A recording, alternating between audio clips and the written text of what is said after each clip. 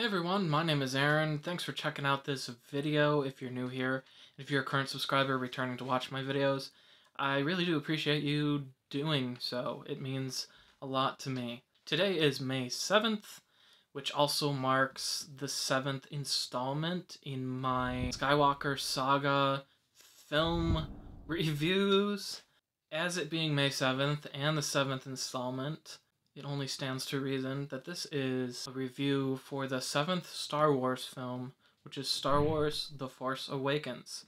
This is also a Steelbook film review, so I will be reviewing the Steelbook very quickly, and then we will get to the main review. So here is the Steelbook for Star Wars The Force Awakens. I like the front cover. I like the red lightsaber is actually got this really cool look to it when the light goes across it. The back cover is okay. Captain Phasma was very disappointing and so underused. I really don't know why she's even on this Steelbook. This is the inside. It comes with a DVD, a Blu-ray, and then a Blu-ray bonus disc. There is artwork on the inside.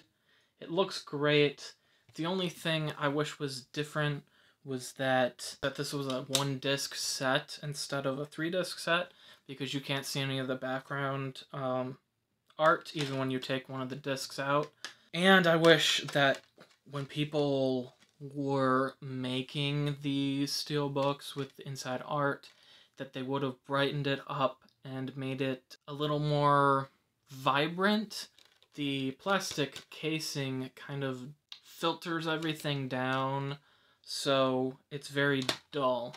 This is the only steelbook I have of my Star Wars franchise that doesn't have the main poster on it.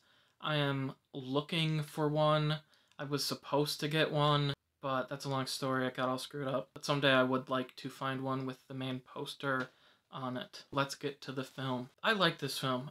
I actually like it quite a bit. I remember when this came out. I don't really like using the term "it holds a special place in my heart" because I think that term is used really lightly. When I use that term for things like this, I really mean more like it holds a special place in my mind as a special memory, kind of. And the reason for that is that this was the first Star Wars film I actually got to see at a theater. I never got to see the prequels or the original trilogy.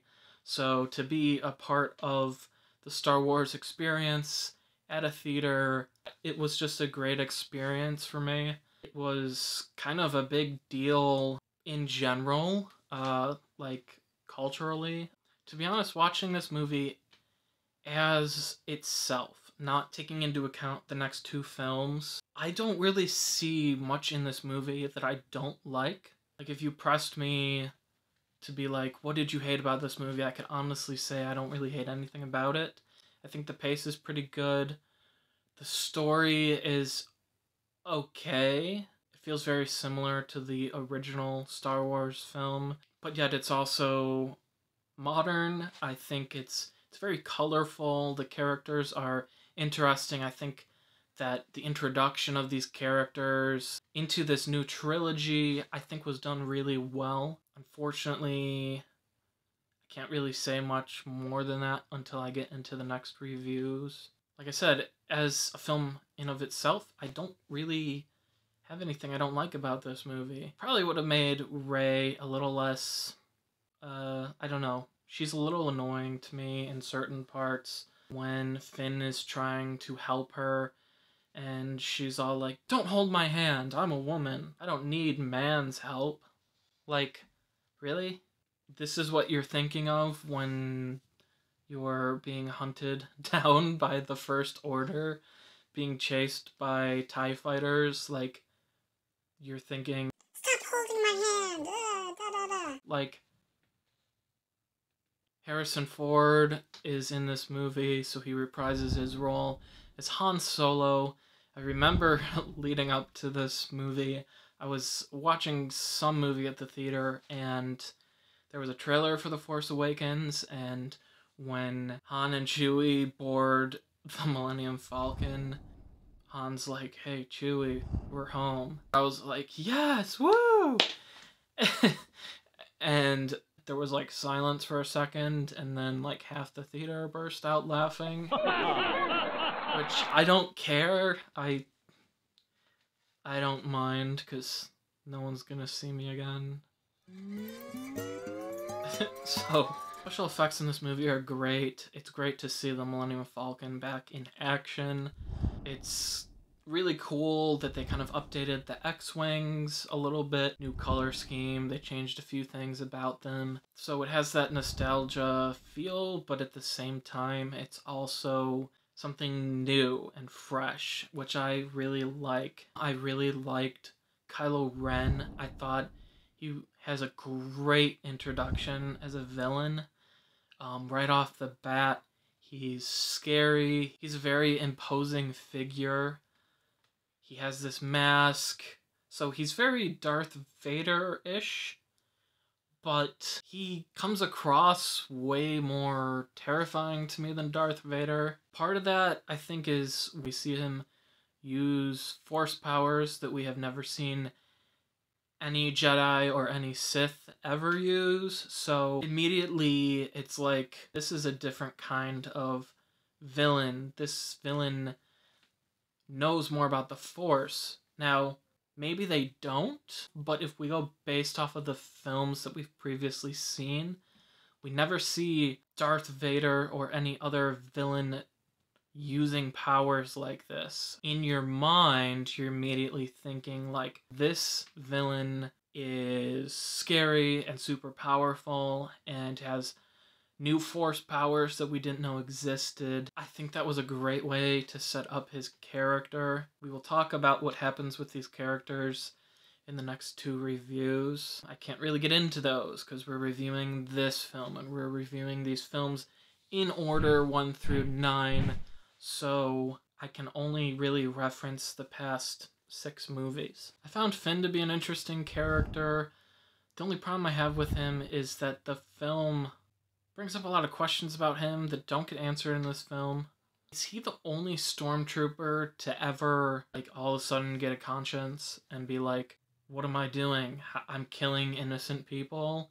Like, it's portrayed as though this is like a first-time event, and I find it weird that it's never happened to any other stormtrooper. If you have millions of stormtroopers across the galaxy that have been committing terrible acts of evil, and all of a sudden 1 out of millions becomes suddenly struck with a conscience about hurting people and following orders and stuff like that, like, it would stand to reason within a story like this that he has something unique and important about him. It never gets addressed. Later on in the film, things get hinted at that he might be Force sensitive and that he might, in the future, become a Jedi. Now, again, these are things that I will address in the next 2 reviews, because I can't address them now. But it gives us questions, and unfortunately the payoff, if there's any payoff at all, is kind of disappointing. I think it's okay to talk about the scene with Kylo Ren and Han Solo on the bridge at Starkiller Base. It's not really a spoiler anymore. I was not expecting Han Solo to get stabbed through the abdomen with his son's lightsaber. I should have seen it coming. I don't know why I didn't. I think I was just expecting that he's such a famous character.